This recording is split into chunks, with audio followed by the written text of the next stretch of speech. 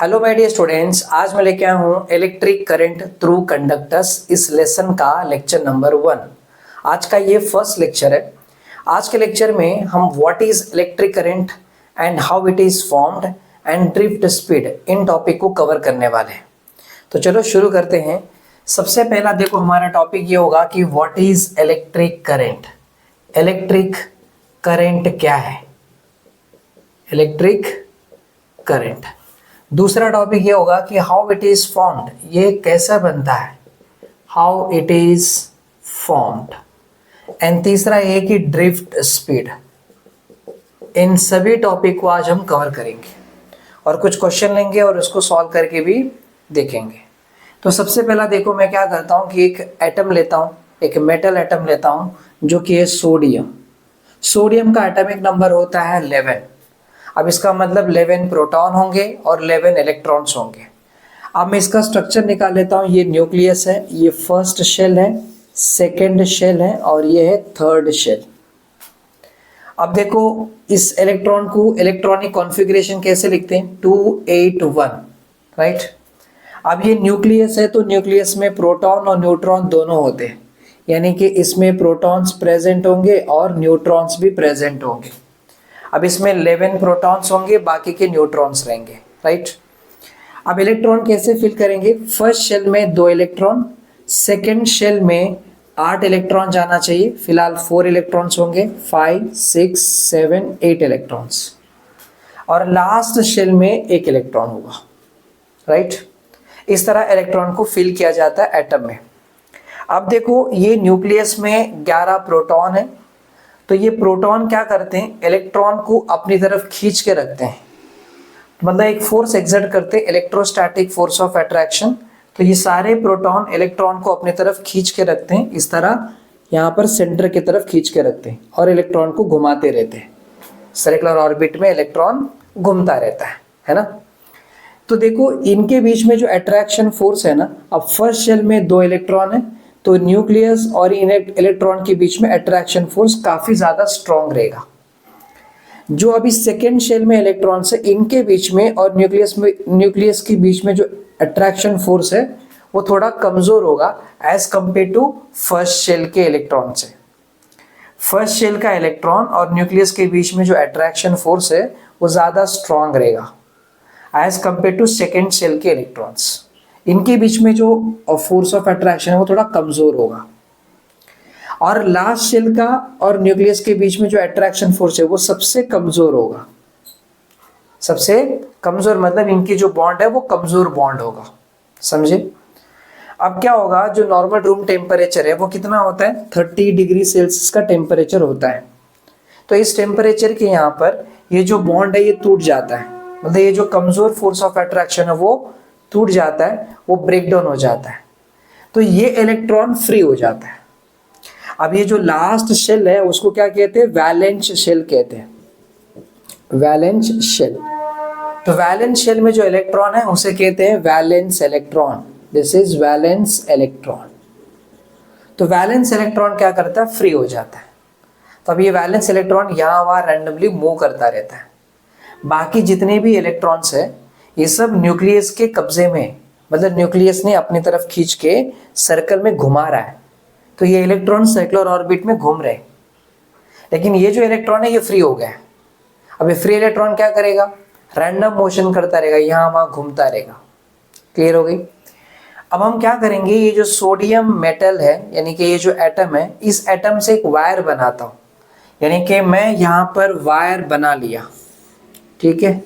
ये है sodium metal wire.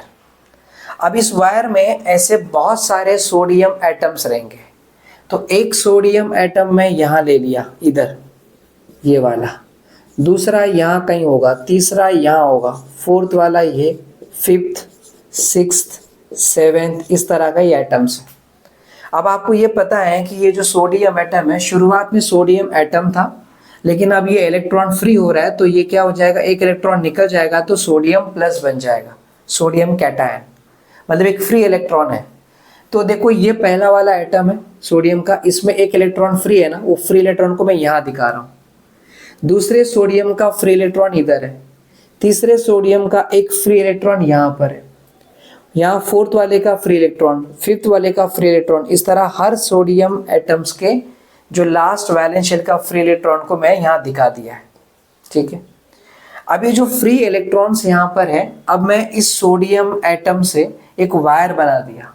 अब ये हो गया सोडियम मेटल वायर, ठीक है, सोडियम मेटल वायर बना लिया मैंने। अब इस वायर में जो इलेक्ट्रॉन्स है ये कैसे फ्री इलेक्ट्रॉन्स है। अब ये फ्री इलेक्ट्रॉन रैंडम मोशन करते रहेंगे, यहाँ वहाँ सब जगह मूवमेंट करते रहेंगे। मतलब इनके मोशन कैसे होगा हम यहाँ दिखा देते हैं आपको।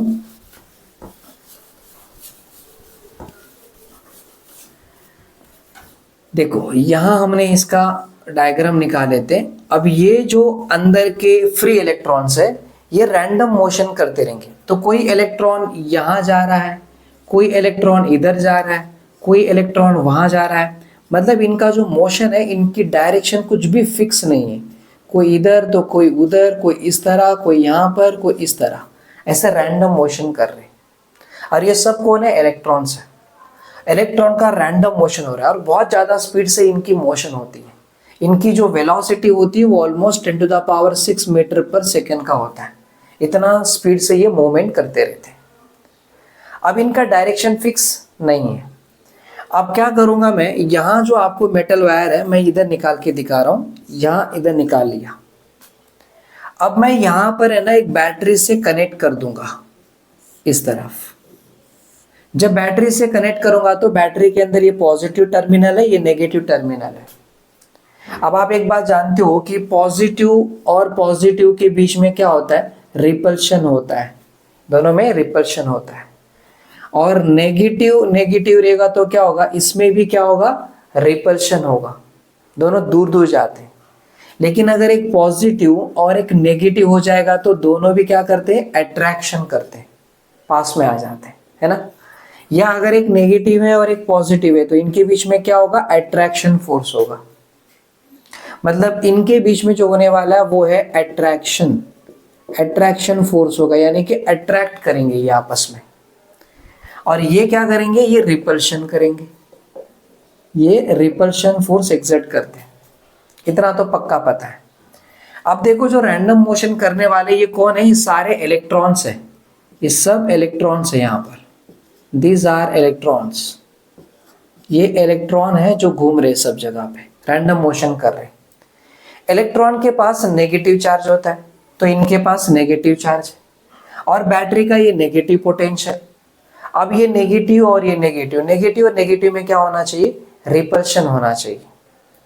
और ये बैटरी का पॉजिटिव टर्मिनल और ये इलेक्ट्रॉन्स, तो इनके पास negative charge.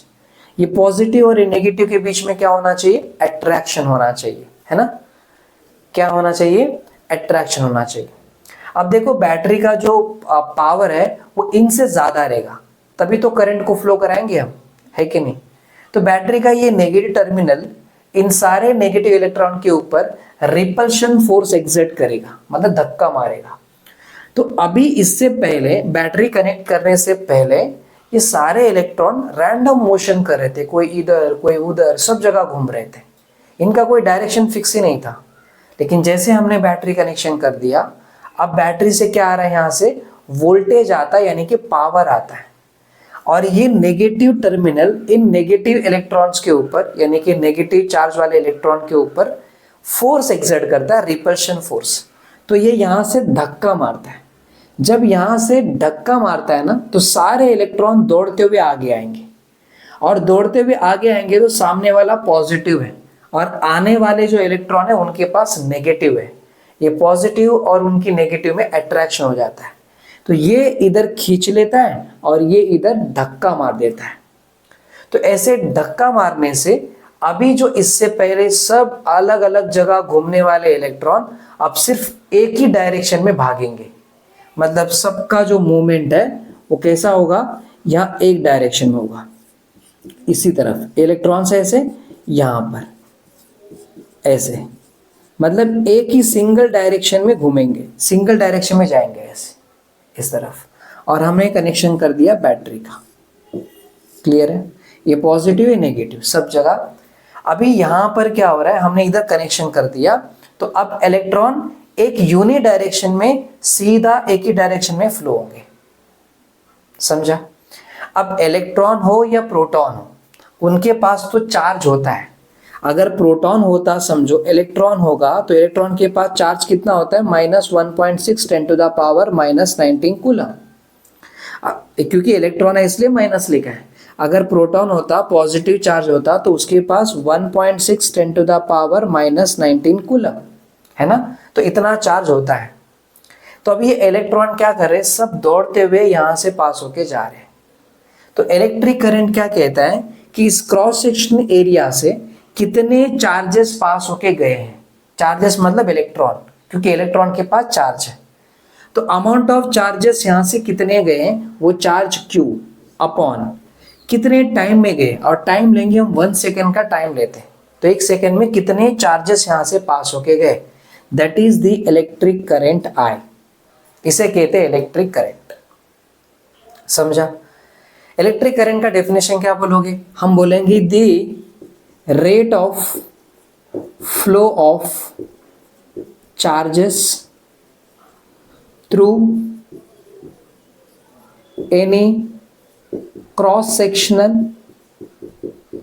Sectional area of the conductor. देखो कंडक्टर किसे कहते हैं, जिस वायर में करंट पास हो रहा है उस वायर को बोलते हैं कंडक्टर। और ये जो एरिया दिख रहा है, ये है क्रॉस सेक्शन एरिया है। क्रॉस सेक्शन एरिया से कितने चार्जेस पास होके गए हैं पर unit time is the electric current. यह है इलेक्ट्रिक करंट का फॉर्मूला, और इसे कहते हैं इलेक्ट्रिक करंट। इलेक्ट्रिक करंट क्या है समझ में आ गया। इलेक्ट्रिक करंट कैसे बनते वो भी समझ में आ गया। जब तक मैंने बैटरी कनेक्शन नहीं किया था तब तक वो सारे चार्जेस सब जगह फ्लो हो रहे थे, इधर उधर सब जगह मूव कर रहे थे, तभी करंट नहीं बना। लेकिन जब मैंने बैटरी कनेक्शन कर दिया और सारे इलेक्ट्रॉन जब एक यूनिफॉर्म डायरेक्शन में, यानी कि एक यूनि डायरेक्शन में, एक सिंगल डायरेक्शन में जब फ्लो के गए, तभी करंट बना। और करंट का फॉर्मूला ये होता है, this is electric current is equal to charge upon time. देखो अभी ये एक इलेक्ट्रॉन है तो इसके पास कितना चार्ज होगा, इतना। अब हम वैल्यू से मतलब रखेंगे, माइनस नहीं दिखाएंगे। माइनस क्या बताने के लिए आता है कि इलेक्ट्रॉन के ऊपर चार्ज है, प्लस ये बताता है कि प्रोटॉन के ऊपर चार्ज है। अभी हमें चार्ज का वैल्यू कितना है पता करना है। तो एक इलेक्ट्रॉन के पास इतना चार्ज होता है, समझे क्या। तो ऐसे बहुत सारे इलेक्ट्रॉन है, सारे इलेक्ट्रॉन जा रहे हैं, तो सारे इलेक्ट्रॉन का चार्ज कितना है upon time is the electric current. समझ में आया, कोई दिक्कत नहीं। इसकी यूनिट देख लेते हैं। ये जो चार्ज है ना उसका यूनिट होता है कूलम। क्या होता है यहाँ पर, इसका यूनिट होता है कूलम, और टाइम का यूनिट होता है सेकेंड, और करंट का यूनिट होता है ampere. This is ampere. Ampere को ए से बताएंगे, कूलम को सी से, और सेकेंड को एस से। तो इलेक्ट्रिक करंट का यूनिट क्या आ रहा है, एम्पियर आ रहा है, एम्पियर। इसको ए से रिप्रेजेंट करेंगे। क्लियर हो गई। अभी देखो ये जो यूनिट है ना, ये करंट का एम्पियर। अब यहाँ पर छोटे यूनिट्स भी रहते हैं, जैसे मिली एम्पियर हो गया, कुछ मिली एम्पियर में होते। इसका होता है 10⁻³ एम्पियर। मिली मतलब 10⁻³ दूसरा माइक्रो एम्पियर, माइक्रो मतलब 10⁻⁻6, और एम्पियर है तो एम्पियर। नैनो एम्पियर, नैनो मतलब 10⁻⁻9, और बाजू में एम्पियर है तो एम्पियर। ये जो करंट है ये बहुत कम करंट है, स्मॉल करंट हो गया, मतलब इनकी वैल्यू बहुत छोटी है। आप देख सकते हो 10⁻³ मतलब बहुत छोटा नंबर है, ठीक है। और ये नॉर्मली सेमीकंडक्टर के अंदर हमें ये करंट देखने को मिलता है, मतलब इतना कम करंट सेमीकंडक्टर में हमें देखने को मिलता है, ठीक है। अभी मैं आपका कॉन्सेप्ट भी क्लियर कर देता हूँ। सेमीकंडक्टर, कंडक्टर और इंसुलेटर क्या है ये भी समझा देता हूँ। फिलहाल आप ये समझ चुके होंगे, है कि नहीं। अब इस करंट को है ना समझने के लिए इमेजिनेशन कर लीजिए। मैं आपको एक एग्जांपल लेके समझाता हूँ। जैसे मान के चलो कि मेरे पास एक पाइप है, मैंने यहाँ पर पाइप लगा लिया, और ये पाइप में ऑलरेडी क्या था, पानी था। यहाँ पानी भरा हुआ है, जैसे इसमें ऑलरेडी इलेक्ट्रॉन पहले से ही है। अब मैं यहाँ पर क्या कर दिया, एक पंप लगा दिया समझो। क्या यहाँ पंप लगा दिया, और करंट ऑन यानी कि स्विच ऑन करने के लिए यहाँ पर क्या लगा दिया, स्विच लगा दिया। जैसे इसका भी क्या लगा देते हैं हम, स्विच लगा देते हैं, ठीक है, ये स्विच लगा दिया जहां पर हम की कहते हैं। अब देखो जैसे इसका की है, जैसे हम स्विच ऑन करेंगे करंट फ्लो होना शुरू हो गया, मतलब सारे इलेक्ट्रॉन यहां पर दौड़ना शुरू हो गए, बराबर कि नहीं। सेम ऐसे ही आप दोनों को कंपेयर करोगे ना, तो जैसे इसमें क्या थे, इलेक्ट्रॉन थे, फ्री इलेक्ट्रॉन, वैसे यहाँ पर देखो पाइप में पानी भरा हुआ है, जैसे इस वायर के अंदर फ्री इलेक्ट्रॉन भरे हुए हैं। क्लियर हो गई। जैसे हमने यहाँ पर बैटरी कनेक्शन किया, वैसे यहाँ पर हमने पंप लगा लिया। जैसे यहाँ बैटरी चालू करने के लिए हमने की है, यहाँ पर स्विच की है ना, इसको ऑन ऑफ करना होता है तब जाके करंट को पास होगा। तो यहाँ पर क्या स्विच लगा दिया, जो बटन प्रेस करते ना हमने, इलेक्ट्रिक मोटर का पंप रहता है, पंप का स्विच, हम स्विच ऑन करेंगे। जैसे ये की है वैसे ये स्विच है, जैसे ये बैटरी है वैसे ये पंप है। जैसे आपने यहाँ पर स्विच ऑन किया, ये पंप ने क्या किया, इलेक्ट्रिक मोटर का पंप ने इस पानी के ऊपर प्रेशर एग्जर्ट किया। क्या एग्जर्ट किया, प्रेशर। जब इस पे प्रेशर आया तो सारे पानी के मॉलिक्यूल एक यूनि डायरेक्शन में फ्लो होना शुरू कर दिए। सेम वैसे जैसे यहां पर प्रेशर आ रहा है, वैसे यहां पर क्या आएगा, वोल्टेज आएगा। वोल्टेज एक एनर्जी है, वो एनर्जी आएगा, और वो एनर्जी इन सभी इलेक्ट्रॉन को एक डायरेक्शन देता है और भगाता है, तब जाके करंट बनेगा, तब जाके पानी फ्लो होगा। इसे आप कंपेयर कर सकते हो। समझ में आ गया। चलो आपको ये कॉन्सेप्ट क्लियर हो गई है, तो थोड़ा हम ये देख लेते हैं कि जो कंडक्टर है, इंसुलेटर है, सेमीकंडक्टर है, वो क्या जरा देख लेते हैं। इसको निकाल लेता हूं। देखो अभी हम देखते हैं कंडक्टर, इंसुलेटर और सेमीकंडक्टर। इसका मतलब ये है कि देखो कंडक्टर में क्या होता है कि it allows current to flow easily, मतलब आराम से करंट को फ्लो करने देता है। जैसे अगर आपने वायर ले लिया है तो इस वायर के अंदर है ना, करंट आराम से फ्लो हो जाएगा, करंट इजीली फ्लो हो जाएगा। तो इस वायर को बोलते हैं कंडक्टर। एग्जाम्पल के लिए आप ले सकते हो कि कोई कॉपर वायर है, एल्यूमिनियम हो गया, समझे क्या। तो कॉपर हो, एल्यूमिनियम हो या गोल्ड हो, ये सब क्या है, ये सारे वायर के अंदर करंट आराम से फ्लो हो जाता है, तो इन्हें कहते हैं कंडक्टर।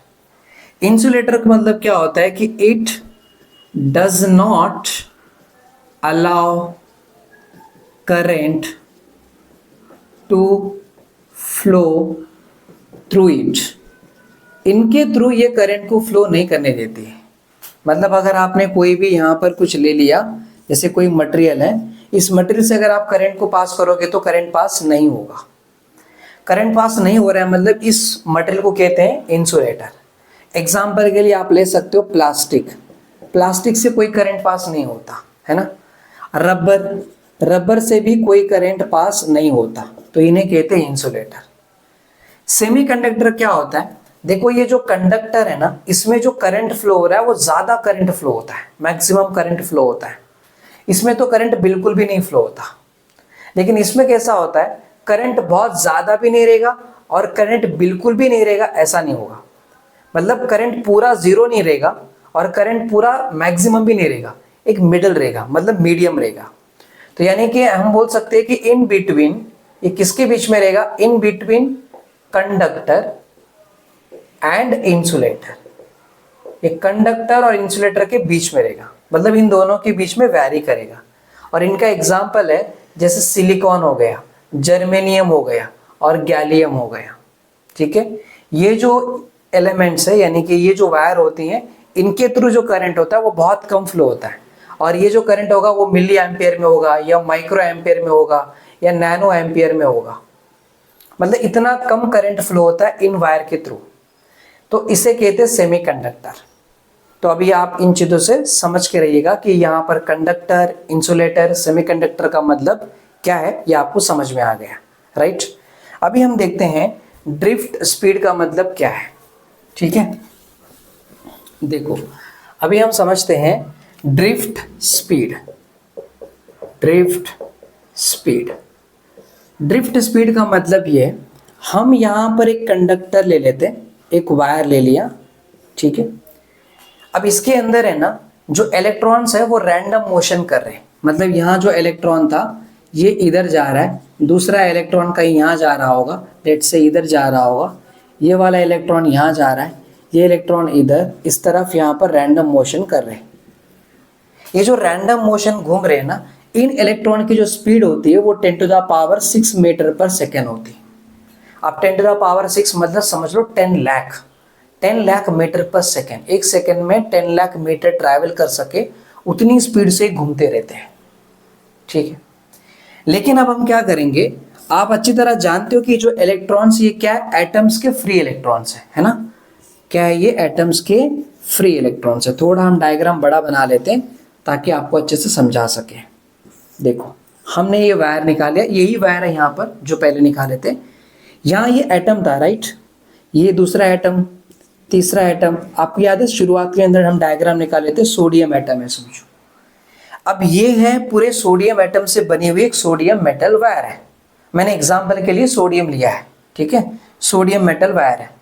अब इसमें एक इलेक्ट्रॉन था, ये फ्री इलेक्ट्रॉन जो कि इधर जा रहा है, इसका इधर जा रहा है, इसका इधर जा रहा है। लेकिन अगर हम इसे बैटरी से कनेक्शन कर दें, ऐसे स्विच लगा लिया समझो इस तरफ, अगर हम बैटरी से कनेक्शन कर देंगे तो क्या होगा, सारे इलेक्ट्रॉन इस तरफ दौड़ेंगे। अब जब इलेक्ट्रॉन इधर दौड़ रहे हैं मतलब ये इलेक्ट्रॉन निकल कर इधर जा रहा है, यहाँ का इलेक्ट्रॉन कहीं इधर जा रहा होगा, ऐसे इधर यहाँ पर इलेक्ट्रॉन जा रहे हैं ऐसे इस तरफ, ठीक है। ये सारे इलेक्ट्रॉन क्या कर रहे हैं, यहाँ इधर जा रहे हैं ऐसे। अब मुझे बताओ, जब ये इलेक्ट्रॉन सब एक यूनि डायरेक्शन में जा रहे हैं, यानी कि सिंगल डायरेक्शन में इस तरफ जा रहे हैं, तो जब ये इलेक्ट्रॉन यहां पर दौड़ते रहेंगे तो बीच में बहुत सारे एटम्स हैं, तो ये एटम से क्या करेंगे, टकराएंगे। टकराने के बावजूद भी क्या करेंगे, वो जगह बनाकर ड्रिफ्ट करके निकलेंगे। क्या करके निकलेंगे, ड्रिफ्ट, अंदर घुस के निकल जाएंगे ऐसे। तो यहां अगर जा रहे हैं तो अभी जिस स्पीड से ये इधर जा रहे हैं, जिस स्पीड से यहां जा रहे हैं उस स्पीड को बोलते हैं drift speed. This is called drift speed. Drift speed क्यों कहा हमने, क्योंकि ये इलेक्ट्रॉन अभी ड्रिफ्ट कर रहे हैं। इधर के इलेक्ट्रॉन क्या कर रहे थे, फ्री मोशन था इनका, रैंडम मोशन, जहां मन करे जिधर मन करे एकदम फ्री घूम रहे थे। पर अभी इनके पास फ्री घूमने का ऑप्शन नहीं है, क्योंकि पीछे से यहां पर वोल्टेज सप्लाई हो रहा है, यानी कि पावर आ रहा है। अब यहां से आने वाले पावर के वजह से इलेक्ट्रॉन जहां अपना मन करे वहां जा नहीं सकते अभी, अब बस उनको एक ही डायरेक्शन में जाना पड़ेगा। जहां पर भी खड़े थे वहां से वो मुड़कर बस इस डायरेक्शन में जाएंगे, यानी कि उनको इधर से इधर पहुंचना ही पहुंचना है। जब वो यहां से यहां पर पहुंचेंगे तो कुछ स्पीड से जाएंगे, और उस स्पीड को कहते हैं ड्रिफ्ट स्पीड। ये इसको ड्रिफ्ट इसलिए कह रहे हैं क्योंकि ये इन सारे एटम्स और बाकी इलेक्ट्रॉन्स के बीच में से ड्रिफ्ट करके निकलेंगे, ऐसे एकदम घुस के जा रहे हैं, तो इस स्पीड को कहते हैं ड्रिफ्ट स्पीड। और ये जो ड्रिफ्ट स्पीड है, ये स्पीड कितना होगा, या तो 10⁻5 मीटर पर सेकेंड से लेकर 10⁻⁻4 मीटर पर सेकेंड, इनके बीच में इनका स्पीड होता है। आप इमेजिन कीजिए ये स्पीड कितना कम है, 10⁻⁻5 मतलब बहुत ही छोटा स्पीड है।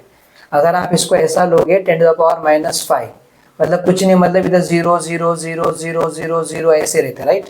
तो कितनी बार शिफ्ट करना है, यहाँ पर पॉइंट है, इधर 1 2 3 4 5, मतलब 0.1 2 3 4, यानी कि 40 इतना मीटर पर सेकेंड होगा। इतना कम स्पीड से ये जाते हैं, समझा, क्लियर हो रही है। इसे कहते हैं ड्रिफ्ट स्पीड। फिर आप बोलोगे सर जैसे हमने स्विच ऑन किया फटाक से करंट आ जाता है, फिर ये इलेक्ट्रॉन इतनी स्पीड से जा रहे हैं तो इधर करंट फटाक से कैसे आ जाता है, जैसे हमने स्विच ऑन किया करंट जल्दी आ जाता है।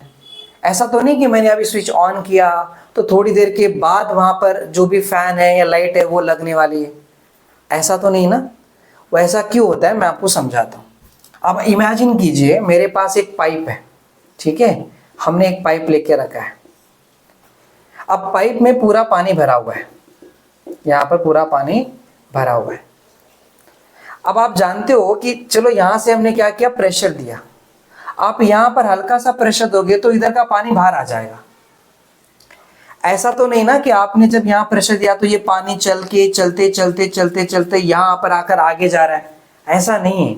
आपने यहाँ धक्का मारा, इसने इधर मार दिया, इसने इधर मार दिया और ये पानी बाहर आ गया। तो जैसे आपने धक्का मारा वैसे ही आ जाएगा बाहर। समझा क्या? जैसे यहाँ से प्रेशर आता है वैसे यहाँ से इलेक्ट्रॉन बाहर निकल जाएगा, फिर बाकी वाले इलेक्ट्रॉन ट्रैवल करते करते करते यहाँ जाएगा, फिर उनका भी टाइम आएगा बाहर जाने का। समझ में आ गया? तो ये है ड्रिफ्ट स्पीड, और ड्रिफ्ट स्पीड को हम यहाँ पर किससे बताएंगे, वी से बताएंगे। तो अभी हम ड्रिफ्ट स्पीड के लिए फॉर्मूला बनाएंगे, इलेक्ट्रिक करंट ड्रिफ्ट स्पीड में क्या रिलेशन है वो देखेंगे। तो हम आगे बढ़ते हैं और आगे समझते हैं। देखो अभी हम देख लेते हैं यहाँ पर हमने देखा कि अभी हमारे पास ये है कंडक्टर यानी कि वायर जिसके थ्रू करंट फ्लो होने वाला है, ठीक है। अभी यहाँ पर ये जो वायर का लेंथ है ना, यहाँ से लेके यहाँ तक इसका लेंथ है। थोड़ा वायर को बड़ा बना लेता हूँ ताकि मैं इजीली समझा सकूँ, थोड़ा सा मतलब डायग्राम को एलाबोरेट कर सकूँ अच्छे से, ठीक है। ये है अपना वायर, इसका लेंथ कितना है, कैपिटल एल है, समझे। इसका जो यहाँ पर ये सेंटर होगा तो यहाँ से लेके यहाँ तक इसका रेडियस होगा और ये पूरा होगा डायमीटर।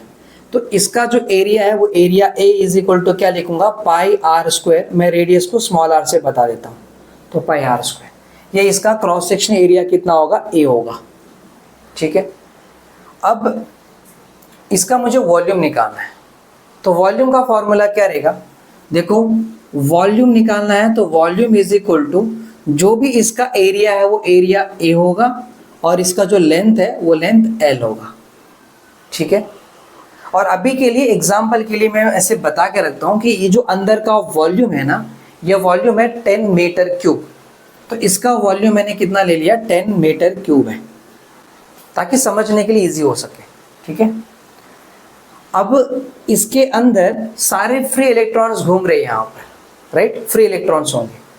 तो मैं अभी ये बता रहा हूँ कि यहाँ का देखो, इधर का मैंने इधर इतना वॉल्यूम लिया और ये 1 मीटर क्यूब का वॉल्यूम है। दूसरा ये वाला वॉल्यूम है, ये 1 मीटर क्यूब है। यहाँ पर वॉल्यूम है ये 1 मीटर क्यूब है, यानी कि 1 क्यूबिक मीटर है, 1 क्यूबिक मीटर, 1 क्यूबिक मीटर। इधर का वॉल्यूम होगा ये 1 क्यूबिक मीटर होगा। ऐसा हमने बना दिया। अब इसमें फ्री इलेक्ट्रॉन्स घूमते हैं, तो यहाँ एक फ्री इलेक्ट्रॉन है इधर और एक फ्री इलेक्ट्रॉन इधर है। यहाँ एक फ्री इलेक्ट्रॉन है, इधर एक फ्री इलेक्ट्रॉन यहाँ पर है। यहाँ फ्री इलेक्ट्रॉन है, इधर फ्री इलेक्ट्रॉन्स है। ऐसे सारे इलेक्ट्रॉन्स है, यानी कि इधर एक इलेक्ट्रॉन है, इधर एक इलेक्ट्रॉन है, ऐसे इलेक्ट्रॉन्स है, ठीक है।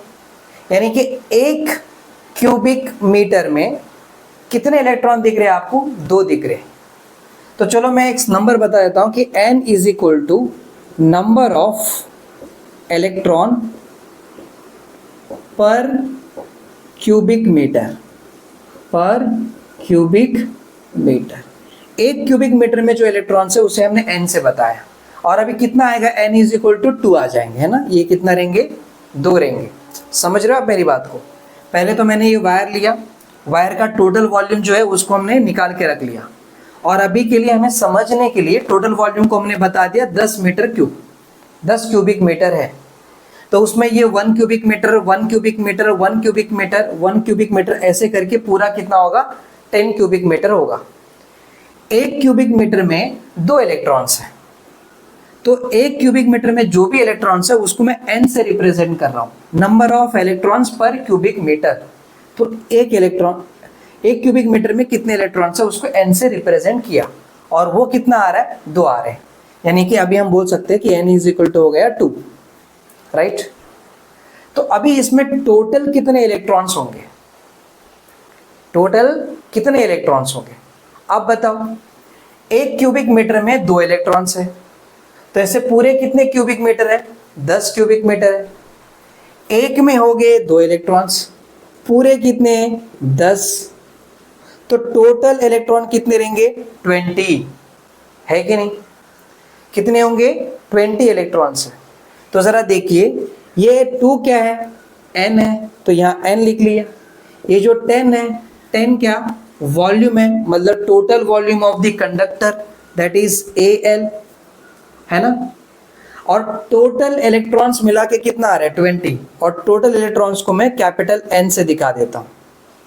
तो मैं यहां बता रहा हूं कि कैपिटल N क्या है, total number of electrons, number of electrons.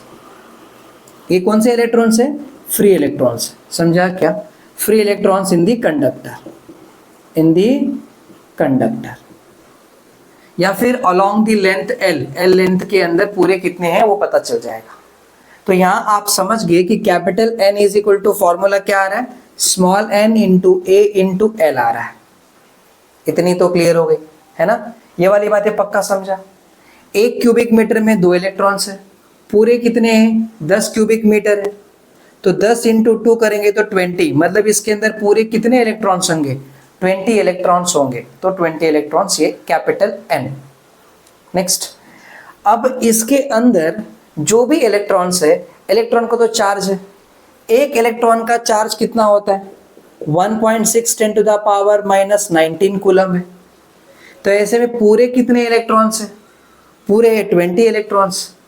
तो टोटल चार्ज अगर हमें चाहिए, टोटल चार्ज, तो क्या करेंगे total number of electrons into एक इलेक्ट्रॉन का चार्ज E।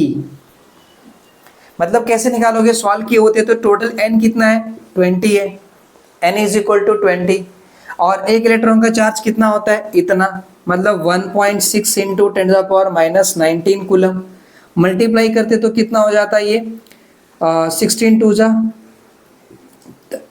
जा 32 और ये 0, तो यहाँ पर 32 आ जाते हैं, है ना। तो 32.0 into 10 to the power minus 19 coulomb ऐसा आता। तो आप समझ गए होंगे, n ये बता रहा है कि जितने इलेक्ट्रॉन्स अंदर है फ्री इलेक्ट्रॉन्स, उन सब का टोटल चार्ज इतना आ रहा है। ठीक है, मैं यहाँ लिख दूँ, इधर इसको बता देता हूँ, यहाँ पर total charge of all free electrons, free electrons, समझा क्या।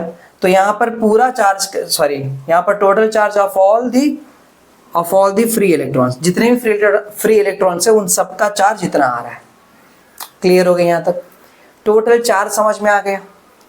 अब हमने इलेक्ट्रिक, इसको मैं निकाल के है ना यहाँ लिख देता हूँ क्योंकि जगह हमें चाहिए, तो हम ऐसे लिख लेंगे AL, ठीक है, इसको हटा लेते हैं। अब देखो इसमें करंट फ्लो हो रहा है, करंट का फॉर्मूला क्या था, जितना भी चार्जेस यहाँ से पास होके जाएंगे दैट चार्ज अपॉन यहाँ पर कितना चार्ज पास हुए कितने टाइम में, अपॉन टाइम, ऐसे हमने पढ़े थे, राइट। सबसे पहले हम एक और फॉर्मूला देख लेते हैं, speed. Speed is equal to formula क्या होता है, डिस्टेंस अपॉन टाइम होता है ना। तो स्पीड को v से बताएंगे, डिस्टेंस को d से, और टाइम को t से बताएंगे। लेकिन यहाँ जो स्पीड होने वाली है, जिस स्पीड से जाने वाले, जब मैं यहाँ से बैटरी कनेक्शन कर दूंगा, समझो इस तरह बैटरी का कनेक्शन कर दिया, तब जिस स्पीड से ये इलेक्ट्रॉन जाने वाले उस स्पीड को बोल देते हैं ड्रिफ्ट स्पीड। और यहाँ से यहाँ तक कितना डिस्टेंस कवर करेंगे, देखो यहाँ से लेके इधर तक L डिस्टेंस कवर करेंगे, तो डिस्टेंस के जगह पे L लिख देंगे, है कि नहीं। और यहाँ जो टाइम है वो तो टाइम रहेगा ही रहेगा, कितने टाइम में गए वो टाइम यहाँ रहेगा। पक्का हो गए, क्लियर। चलो एक काम करते हैं, हम ये जो टाइम है इसको यहाँ रख लेते हैं, तो ये L अपॉन क्या हो जाएगा VD हो जाएगा। तो यहाँ तक बातें कंप्लीट हो गए, कोई दिक्कत नहीं है ना। आगे देखिए, अभी हमने करंट का फॉर्मूला ये पढ़े कि current is equal to total charge flowing through the cross sectional area per unit time, per unit time. तो I is equal to total electron जितने भी फ्लो रहे उन सबका चार्ज इतना आ रहा था। तो टोटल चार्ज कितना N इंटू E, इसको जरा यही निकाल लूं, देखो Q is equal to capital N का आंसर कितना है, ये है, तो यहाँ स्मॉल n A L, ये कैपिटल N का आंसर लिख लिया इसका आंसर, और बाजू में E है तो E है ना। आपको यहाँ पर दिख रहा है क्या नीचे, कहीं बोर्ड पे नहीं दिख रहा है, दिख रहा है, तो हमने Q का फॉर्मूला ये लिख लिया। तो आप क्या करोगे, यहाँ पर देखो I is equal to Q, Q के जगह पे NaLe लिख लिया अपॉन, नीचे टाइम, टाइम का फॉर्मूला क्या है, L अपॉन VD, ठीक है।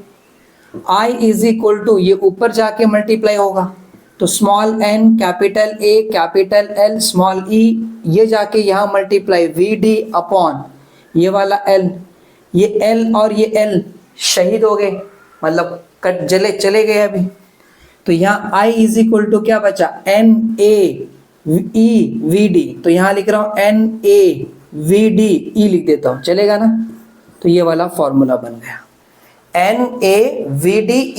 NaVDe, ये है electric current flowing through the conductor, उसका फॉर्मूला इन टर्म्स के अंदर, यानी कि A ड्रिफ्ट स्पीड, इस टर्म के अंदर ये आता है। जनरल चार्ज वाले टर्म के अंदर इलेक्ट्रिक करंट का फॉर्मूला क्या था, I is equal to Q upon T। Clear हो गए यहाँ तक, थोड़ा और आगे बढ़ते हैं और समझते हैं। तो ये वाला फॉर्मूला याद रखना, आगे हम सॉल्व करेंगे। हमने क्या बताया, I is equal to NaVDe, याद रखना ये N क्या है, number of electrons per cubic metre, याद रखना पर क्यूबिक मीटर का है, और ये total number of free electrons in the conducting wire, ये टोटल नंबर ऑफ इलेक्ट्रॉन्स है। कैपिटल N और स्मॉल n में फर्क है। दूसरा A क्या है, ये area of the cross section, कैसे निकालेंगे, पाई r स्क्वायर, ठीक है, ये हो जाएगा। VD क्या है, ड्रिफ्ट स्पीड, ड्रिफ्ट वेलोसिटी अगर वेक्टर क्वांटिटी में बताएंगे तो, और E क्या है, electronic charge of the electron, electron का इलेक्ट्रॉनिक चार्ज इतना रहेगा। समझ में आ गया, यहां तक क्लियर है। अब एक टर्म बता रहा हूं मैं यहां पर, करंट डेंसिटी करके एक नया टर्म है, करंट डेंसिटी, जिसे हम बताएंगे J से। करंट डेंसिटी क्या बताता है, current density is equal to, मैं यहां लिख दूं, इधर लिखता हूं, देखो, current density is equal to electric current upon cross sectional area, मतलब J इज इक्वल टू जो भी इलेक्ट्रिक करंट यहां से पास होके जाता है, इलेक्ट्रिक करंट I अपॉन यहां का एरिया कितना है, एरिया A, इसे बोलते हैं करंट डेंसिटी। मतलब इस एरिया से कितना करंट पास होके गया, कितना करंट जा रहा है I अपॉन यहां का एरिया कितना है A, इन दोनों का रेशियो करेंगे तो कहते हैं करंट डेंसिटी। समझ में आ गया, ठीक है। अब जरा आगे बढ़ते हैं, देखते हैं अपना I का फॉर्मूला दिख रहा है आपको, NaVDe, तो I के जगह पे क्या लिखूंगा, उससे पहले मैं कुछ और बताना चाहता हूं, थोड़ा वेट फॉर अ मोमेंट। देखो ये इलेक्ट्रिक करंट है, तो इसकी यूनिट क्या होती है, इसकी यूनिट होती है एम्पियर, और ये एरिया है तो इसका यूनिट होगा मीटर का स्क्वायर, यानी कि ये क्या आ रहा है, एम्पियर पर मीटर स्क्वायर। तोयाद रखना करंट डेंसिटी का यूनिट है एम्पियर पर मीटर स्क्वायर। मैं यहां लिख देता हूं, unit of current density is ampere per metre square. ये याद रखना क्योंकि एमसीक्यू में आते हैं, आगे जाके आप एंट्रेंस के क्वेश्चन में इसका डायमेंशन निकालने के लिए कहा जाता है, तब भी आएगा। इतनी बातें याद हो गई, आगे बढ़ते हैं। चलो J is equal to I का फॉर्मूला है NaVDe, तो मैं लिख लूंगा यहाँ NaVDe अपॉन, यहां देखो ये एरिया है तो एरिया लिख लिया। अब यहां देखो ये A और A दोनों शहीद हो गए ना, तो यहां पर क्या बनेगा, J इज इक्वल टू ये N, ये वाला E और ये है VD, ये वाला फॉर्मूला बन गया। करंट डेंसिटी का फॉर्मूला क्या आ रहा है, J is equal to NeVD, ये आ रहा है। याद है, इसको अगर वेक्टर क्वांटिटी में बताएंगे ना तो कैसे बताएंगे, J vector is equal to ये Ne है और वी डी वेक्टर आएगा। अभी देखो ई क्या है, ई इलेक्ट्रॉनिक चार्ज है जो नंबर है, और ये एन क्या है, एन है number of free electrons per cubic metre. पर क्यूबिक मीटर में फ्री इलेक्ट्रॉन्स कितने वो है, ये सब फ्री इलेक्ट्रॉन्स हैं क्या, यानी कि ये भी नंबर है, ये नंबर है, ये नंबर है, मतलब नंबर क्या होता है, कांस्टेंट। कांस्टेंट है मतलब ये है स्केलर क्वांटिटी और ये है वेक्टर क्वांटिटी। आपको याद है स्केलर और वेक्टर को मल्टीप्लाई किया तो क्या आता है, वेक्टर आता है। क्लियर है, या किसी भी वेक्टर क्वांटिटी को आप कांस्टेंट से मल्टीप्लाई किया तो वेक्टर क्वांटिटी आती है, पता है। लेकिन ये पता है कैसा है, इसका डायरेक्शन कैसा होगा, जरा देखो ये ई दिख रहा है, ई क्या है, इलेक्ट्रॉनिक चार्ज, यानी कि इलेक्ट्रॉन का चार्ज। इलेक्ट्रॉन का चार्ज कैसे निकालेंगे, -1.6 × 10⁻⁹ कूलम। अगर आप प्रोटॉन का निकालते तो क्या करते, इसको प्लस कर देते, लेकिन अभी इलेक्ट्रॉन का निकाल रहे हो तो माइनस, क्योंकि इलेक्ट्रॉन के पास नेगेटिव चार्ज होता है। यानी कि इसको अगर आप मल्टीप्लाई किए होते ना तो n इज इक्वल टू, देखो n, अभी इसमें n कितना आ रहा था, 2 आ रहा था ना, 2 इंटू ये करते आप तो क्या आता, -1.6 इंटू 10⁻⁻19 ऐसा आता, यानी कि ये आता कुछ -3.2 10⁻⁻19। मैं बस ये बोलना चाहता हूँ कि आंसर में माइनस आता कि नहीं आता, मतलब इधर माइनस आता, तो इसका मतलब ये जे वेक्टर इज इक्वल टू ये क्या था, -vd, है ना। -vd वेक्टर मतलब रिप्रेजेंट ये कर रहा है कि देखो जे वेक्टर और vd वेक्टर के बीच में माइनस आ रहा है, और माइनस सिंबल यहाँ पर ऑपोजिट कहलाता है। क्या कहलाता है, ऑपोजिट। यानी कि जो अगर जे वेक्टर इस तरफ रहेगा समझो ऐसे, तो vd वेक्टर है ना इस तरफ होगा, उसके ऑपोजिट में, बस ये माइनस बता रहा है। तो याद रखना, current density and drift speed are in opposite direction, remember one thing. Clear है, ऐसा क्यों, थोड़ा डिटेल में समझे हम, देखो बताता हूँ।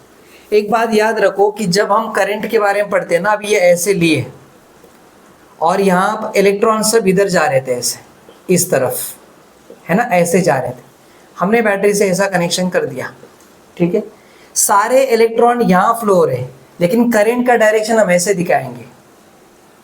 करंट का डायरेक्शन कैसे होता है, पॉजिटिव से लेके नेगेटिव की तरफ होता है, इसे कहते हैं कन्वेंशनल करंट, क्योंकि पॉजिटिव से नेगेटिव तरफ इलेक्ट्रिक फील्ड बनती है। आप इलेक्ट्रोस्टैटिक पढ़ोगे ना तब समझ आएगा, क्योंकि चार्ज होता है प्लस क्यू से इलेक्ट्रिक लाइंस ऑफ फोर्स हमेशा दूर जाते रहते हैं, तो इलेक्ट्रिक फील्ड है ना, और यहाँ रहेगा -q चार्ज, यहाँ इलेक्ट्रिक लाइंस ऑफ फोर्स हमेशा पास आते रहते हैं, तो इलेक्ट्रिक फील्ड प्लस से लेके नेगेटिव की तरफ बनती है। तो ये करंट का डायरेक्शन ऐसा दिखाता है, जबकि इलेक्ट्रॉन इस तरफ फ्लो हो रहे हैं, इलेक्ट्रॉन इस तरफ फ्लो हो रहे हैं, समझा, क्लियर हो गई। तो करंट डेंसिटी और इस ड्रिफ्ट स्पीड के बीच में माइनस का मतलब समझ में आ गया, right.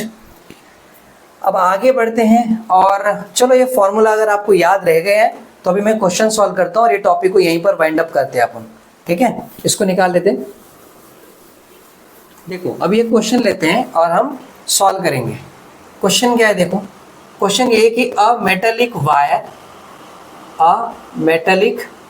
Wire of diameter 0.02 metre contain 10⁸ free electrons per cubic metre. एक क्यूबिक मीटर में 10⁻28 फ्री इलेक्ट्रॉन्स है, मतलब आप समझिए स्मॉल n आ गया, और यहाँ पर बता रहा है डायमीटर 0.02 मीटर। और अब ये बता रहा है कि यहाँ पर आपको बोल रहा है कि find drift velocity for free electrons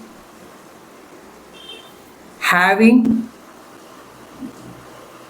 electric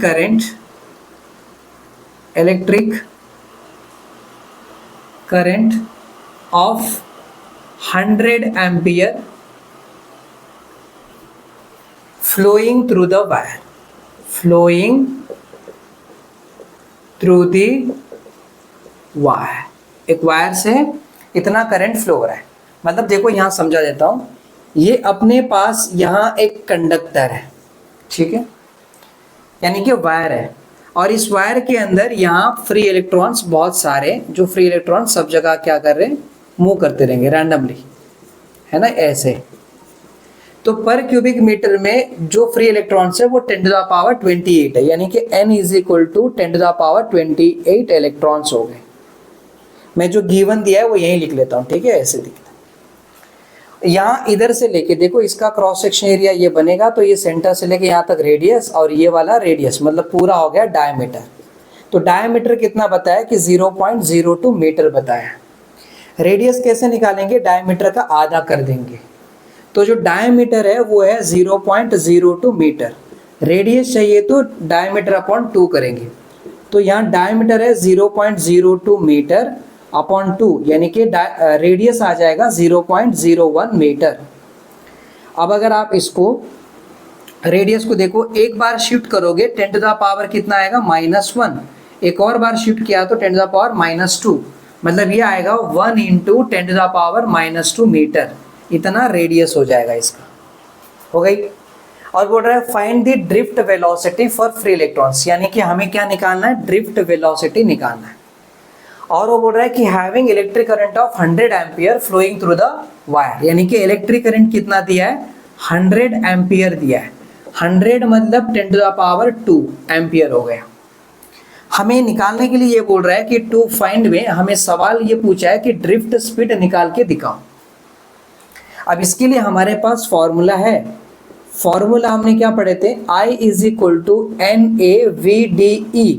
हमने आपको अभी भी डेरिवेशन समझाया थे, फॉर्मूला पढ़े हैं, जिसमें n हमको पता है इतना दिया है 10 टू द पावर 28 करके, और ये जो VD हमें निकालना है, E यानी कि इलेक्ट्रॉनिक चार्ज। मैं यहीं पर क्वेश्चन में लिख लेता हूँ, इसमें दिया है क्या क्या दिया है यहाँ पर, electronic charge on electron, charge on electron ये दे के रखा है, और ये है 1.6 10 टू द पावर -19 कूलम। तो इलेक्ट्रॉनिक चार्ज ये हमको पता है, मैं यहाँ लिख लूँ, ठीक है, अभी क्या लिखना है समझ गए होंगे आप, इधर है। तो अब क्या करेंगे, हमें फॉर्मूला यानी कि कैलकुलेशन करके दिखाना है। अब कैलकुलेशन में देखो हमारे पास I है, यानी कि I 10 to the power 2 ampere है, N भी है और E भी है, हमें VD निकालना है ना, VD निकालना है, और हमें एरिया भी निकालना होगा, लेकिन एरिया का फॉर्मूला हमारे पास है। तो पहले हम क्या करेंगे, हम बता देंगे कि सिंस हमें पता है कि area of cross section, area of cross section of conductor या वायर, कंडक्टर या वायर लिख सकते हो। तो ये क्या है यहाँ पर, A is equal to pi are square, A is equal to pi का वैल्यू 3.142, और जो R है, R कितना है अपने पास, 1 इंटू 10 टू द पावर -2 है, तो 1 इंटू 10 टू द पावर -2, और इसका स्क्वायर है तो स्क्वायर करेंगे 3.142, 1 का स्क्वायर 1 होता है, और इसको मल्टीप्लाई किया तो 10 टू द पावर -4, तो ये कितना आ रहा है 3.142 into 10 to the power -4 metre square, क्योंकि यहाँ पर मीटर है इसका यूनिट, स्क्वायर किया तो मीटर स्क्वायर, यानी कि एरिया इतना आ गया। अब हम क्या करेंगे, जो हमारे पास फॉर्मूला है ना, तो उसे हम बोलेंगे कि फ्रॉम फॉर्मूला हम बताएंगे कि हमें VD चाहिए, तो VD इज इक्वल टू, बाकी सबको नीचे भेजो, I अपॉन NA और E नीचे आ जाएगा, NAE नीचे आ गया। अब देखो VD चाहिए हमें, तो इज इक्वल टू I कितना है, 10 टू द पावर 2 है, यहाँ पर दिया गया है, और ये जो N है वो है 10 टू द पावर 28 है, राइट। और यहाँ एरिया कितना दिया है, 3.142 है, 3.142 यहाँ ले लिया। नेक्स्ट यहाँ पर ये जो E है, E का वैल्यू कितना है, 1.6 10 टू द पावर -19, तो 1.6 10 टू द पावर -19 हो गया, है ना। तो देखो कैसे सॉल्व करें आगे हम, VD इज इक्वल टू, ये जो 10 टू द पावर 2 है वो 10 टू द पावर 2 है वो वैसे ही रहेगा। यहाँ देखो 3.142 है और 1.6 है, तो 3.142 इंटू 1.6, 3.142 पूरा एरिया कितना आ रहा है, 10 टू द पावर -4 भी आ रहा है क्या, तो NA का वैल्यू है Na का वैल्यू है 10 टू द पावर 28 और A का वैल्यू है 3.142 इंटू 10 टू द पावर कितना है -4 है ना। और बाकी इलेक्ट्रॉनिक चार्ज ये है। तो यहाँ पर देखो 3.142 और 1.6 लिख दिया हमने। ये 10 टू द पावर कितना है 28 है इंटू ये देखो -19 और ये 4 कितना होता है -23 हो जाएगा। तो 10 टू द पावर कितना हो जाएगा -23। आपको यहाँ पर दिख रहा है क्या, वो कॉर्नर में दिख रहा है, बोर्ड थोड़ा इधर कर लेता है, हाँ दिख रहा है। 10 टू द पावर कितना है -23 है। तो यहाँ देखो VD is equal to 10 to the power 2 ऊपर रहेगा। इन दोनों को अभी के लिए मैं वैसे ही रखता हूँ 1.6। देखो 28 में से 23 जाएगा तो कितना 10 टू द पावर 5 हो जाएगा, राइट। अब इन दोनों को मल्टीप्लाई कर लेते हैं 3.142 इंटू 1.6 कर लेते हैं। 16 2 जा कितना होता है 32, तो यहाँ पर 3। नेक्स्ट 16 4 जा 64 और ये कितना 67 हो जाएगा तो 6। 16 1 जा 16 प्लस ये 16 प्लस ये 6 22, तो यहाँ पर 2 आ जाएगा। 16 3 जा 48 और ये कितना 50 हो जाएगा। तो देखो यहाँ पर 1 2 3 4 1 2 3 4 कितना यहाँ पर 1 2 3 4 1 2 3 4 हो गए। तो यहाँ पर आ रहा है ये, इसका आंसर आ रहा है VD is equal to 10 to the power 2 है, नीचे आ रहा है 5.027 आ रहा है, ठीक है। अभी 2 तो 5 से छोटा है तो उसको निकाल देंगे, राइट।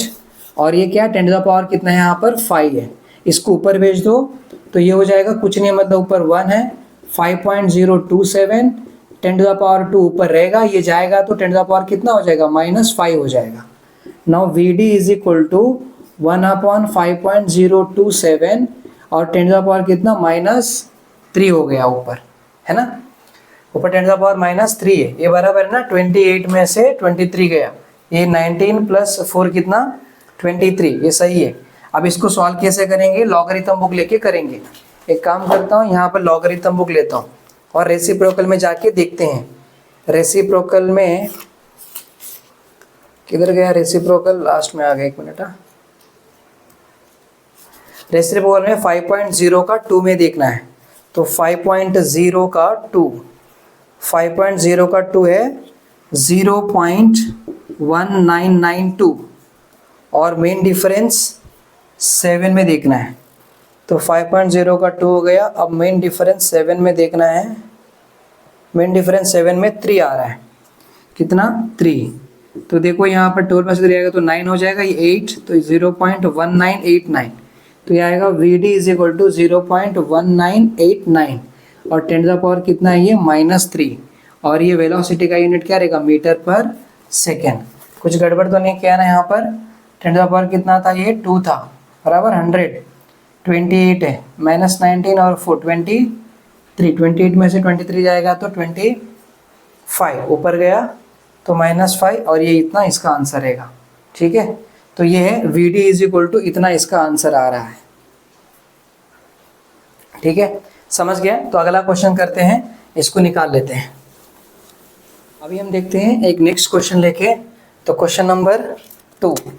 तो क्वेश्चन नंबर 2 देखो क्या है यहाँ पर, अ कॉपर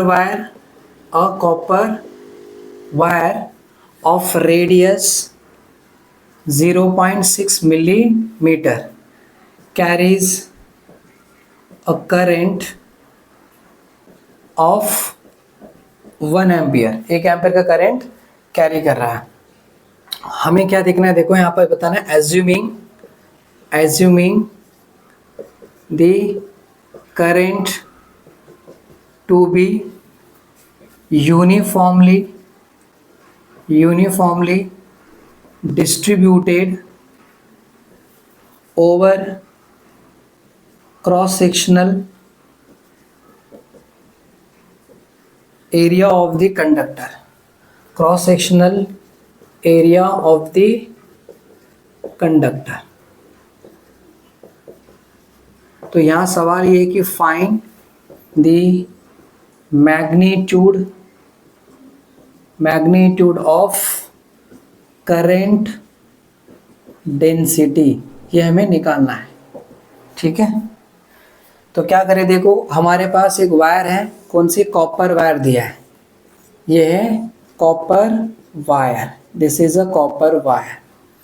अब कॉपर वायर में जो इसका रेडियस है, यहाँ से लेके यहाँ तक रेडियस होता है ना, रेडियस दिया है 0.6 millimetre and carries a current of 1 ampere. यहाँ से जो करंट फ्लो हो रहा है वो कितना है, 1 एम्पियर का करंट है, यानी कि I is equal to 1 ampere हो जाएगा। और बोला है कि जो करंट है वो यहाँ पर इस एरिया से यूनिफॉर्मली फ्लो हो रहा है, ऐसे मान के चलो। और बोल रहा है कि इसका करंट डेंसिटी निकालो, मतलब इस एरिया से जो करंट फ्लो होने वाला है वो यूनिफॉर्म रहेगा, मतलब 1 एम्पियर ही फ्लो होगा। हर जितने भी टाइम देख रहे हो वो टाइम तक करंट इतना ही फ्लो होता रहेगा, 1 एम्पियर के करंट फ्लो हो रहा है, मतलब यूनिफॉर्म करंट फ्लो हो रहा है इस एरिया के थ्रू। तो इस एरिया का यहाँ पर करंट डेंसिटी निकालो, ये बोला है। यानी कि करंट डेंसिटी को क्या बताएंगे, जे आपको निकालने के लिए बोल रहे हैं। तो जो जो आपको दिया है पहले वो लिख लेते हैं हम। हमें जो गिवन में दिया है ना, गिवन में ये बताया है कि रेडियस कितना दिया है, 0.6 मिलीमीटर दिया है। अब देखो 0.6 है, मिली का मतलब होता है 10⁻³ है ना, और बाजू की क्या है, मीटर है। तो यहाँ R इज इक्वल टू, देखो एक पॉइंट को यहाँ शिफ्ट करूंगा तो 10⁻⁻1 आएगा, और ये -1 और -3 -4 हो जाएगा, तो ये हो जाएगा 6 × 10⁻⁻4 और मीटर हो जाएगा। बाकी जो करंट है, करंट कितना दिया है, 1 एम्पियर दिया है। और हमें टू फाइंड में जो सवाल पूछा है वो है कि मैग्नीट्यूड ऑफ करंट डेंसिटी, यानी कि जे हमें निकालने के लिए कह दिया है। अब इसके बाद जो हमारे पास फॉर्मूला होगा वो फॉर्मूला क्या है, देखो एक बात पक्का है कि यहाँ अगर R है यानी कि रेडियस है तो आप यहाँ का एरिया निकालोगे, एरिया पता है और करंट पता है। तो जे का ऐसा कौन सा फॉर्मूला है जिसमें करंट और एरिया हो, I/A। जे का दूसरा फॉर्मूला भी है क्या, हमने इससे पहले पढ़े थे, क्या था, NE और VD। अगर ड्रिफ्ट वेलोसिटी दिया होता और number of free electrons per cubic metre का दिया होता तो मैं ये वाला फॉर्मूला लेता जे के लिए, लेकिन अभी उसमें ऐसा दिया नहीं, हमें करंट और एरिया के बारे में पता चल रहा है तो मैंने ये वाला फॉर्मूला ले लिया जो करंट डेंसिटी का फॉर्मूला है। अब इसके बाद हम क्या करेंगे, कैलकुलेशन। तो कैलकुलेशन में सबसे पहला हमारे पास देखो करंट का आंसर हमें पता है 1 एम्पियर है करके, लेकिन ये जो एरिया है एरिया का नहीं पता। तो यहाँ पर क्या लिखेंगे, एरिया ऑफ, मैं यहाँ लिख देता हूँ, since cross sectional area of conductor, क्या है formula, A is equal to πr² होता है, ठीक है, area is equal to πr²। तो यहाँ पर पाई का वैल्यू 3.142 हो गया, और जो R है, R 6 × 10⁻⁻4 का स्क्वायर हो जाएगा, है ना। यहाँ देखो एरिया इज इक्वल टू 3.142, 6 का स्क्वायर होता है 36, और ये 10⁻कितना, -8। अब एरिया यहाँ अगर मीटर यूनिट लिखा होता ना इधर, मीटर ये वाला, तो ये मीटर का स्क्वायर होता, मतलब ये जो भी आता मीटर स्क्वायर में आता है कि नहीं। तो मैं डायरेक्टली यहाँ लिखूँगा। अब इसको मल्टीप्लाई करना होगा, तो मल्टीप्लाई करके देखना है। तो यहाँ देख लेते, 3.142 है और ये है 36, 6 2 ज़ा कितना 12, तो यहाँ पर 1, 6 4 ज़ा 24 + 1 25, तो इधर 2, 6 1 ज़ा 6, 6 + 2 8 हो गया, ये गया, 6 3 ज़ा 18 है, यहाँ लिख लिया। उसके बाद 3 2 ज़ा 6 है, 3 4 ज़ा 12, तो यहाँ 1, 3 1 ज़ा 3, 3 + 1 4 हो गया, ये गया। 3 3 ज़ा कितना, 3 3 ज़ा 9, तो ये 9 हो गया, है ना, बराबर कि नहीं। मैंने बराबर क्या किया, 3 2 ज़ा 6, तो 6 3 4 ज़ा 12, 12 यहाँ पर 1, 3 1 ज़ा 3, 3 + 1 4, 3 3 ज़ा 9, यहाँ पर देखो ये 2 है, और ये 5 + 6 11, तो यहाँ 1, और ये हो गया 8 11, तो यहाँ 1, और ये हो गया 12 13, तो यहाँ 1, और ये हो गया 9 10 और 11, ये 11 हो गया। अभी देखो 1 2 3 1 2 3, तो ये आ रहा है, यानी कि 113.112 आ रहा है। तो एरिया इज क्या आ गया होगा, 113.112 आ रहा है। तो इसको एक काम करता हूँ, 4 डिजिट चाहिए तो मैंने यहाँ तक ही लग दिया, क्योंकि ये दोनों भी 5 से छोटा है, तो उसको हम एलिमिनेट कर देते हैं। आपको याद है पहले लेसन में हमने पढ़ाए थे सिग्निफिकेंट फिगर करके, तो उसमें हमने देखा था। अभी यहाँ 10⁻⁻8 है और मीटर स्क्वायर, ये इसका आंसर है एरिया का। अब मुझे क्या निकालना है, करंट डेंसिटी निकालना है ना। तो करंट डेंसिटी कैसे निकाले, देखो यहाँ आगे बढ़ते हैं, इसको हटा लेता हूँ, अभी मैं डायरेक्ट लेता हूँ। तो हम यहाँ पर क्या करेंगे, फ्रॉम फार्मूला लिखेंगे, फ्रॉम फार्मूला, और यहाँ current density is equal to क्या है, आई अपॉन एरिया। तो यहाँ देखो करंट डेंसिटी का आई क्या है, आई है 1 एम्पियर, तो ये आ गया 1, और एरिया का आंसर आ रहा है, ये एरिया का आंसर कितना आ रहा है 113.1 इंटू 10⁻⁻8 आ गया। लेकिन देखो अभी हम रेसिप्रोकल में जाके देखेंगे ना, तो 113 का नहीं मिलेगा, 1 पॉइंट का ही मिलेगा, मतलब 1 से लेके 9 तक ही होता है। तो ऐसे में ये 113 का नहीं मिलेगा। तो शिफ्ट करता हूँ, एक बार यहाँ शिफ्ट करूँगा तो 10⁻+1 आएगा, एक बार यहाँ शिफ्ट किया 10⁻+2 आएगा, मतलब ये बन जाएगा 1 अपॉन, इसको लिखूँगा 1.131 लिखूँगा, और -8 में से 2 जाएगा तो 10 कितना हो जाएगा, ये 10 ये हो जाएगा 10⁻8 हो जाएगा, यहाँ सॉरी -6 हो जाएगा, है ना, -6 हो गया। अब इसको ऊपर शिफ्ट करते हैं, तो J इज इक्वल टू क्या आएगा 1 अपॉन 1.131, 10 कितना आ जाएगा, ये +6 हो जाएगा। बराबर है कि नहीं, यहाँ पर सारी बातें क्लियर है, कोई दिक्कत नहीं, एरिया दिया था यहाँ तक क्लियर है। अभी देखना होगा, डायरेक्ट देखते हैं रेसिप्रोकल में जाके, 1.1 का 3 में देखते हैं। तो 1.1 का 3 में है 8850, यानी कि ये है 0.8850, है ना, 0.8850, और मेन डिफरेंस कितना है 1 है, मेन डिफरेंस 1 में 8 आ रहा है, तो यहाँ आएगा 8, तो इधर आएगा 2, इधर आएगा 4, 0.8842 आ रहा है। तो ये J इज इक्वल टू 0.8842 हो गया। 10 कितना है, ये 6 है, और ये क्या है, यूनिट क्या है, एम्पियर पर मीटर स्क्वायर, तो एम्पियर पर मीटर स्क्वायर ये हो गया। This is the answer. तो अभी आपको ये समझा आंसर कैसे निकालते हैं। हमने 2 क्वेश्चन लिए और दोनों क्वेश्चन को सॉल्व करके आपको दिखाया। आपको पहले टॉपिक समझना है, उसका कॉन्सेप्ट अच्छे से क्लियर करनी है, और उसके बेस पे जितने भी क्वेश्चन है वो आपको सॉल्व करना होता है।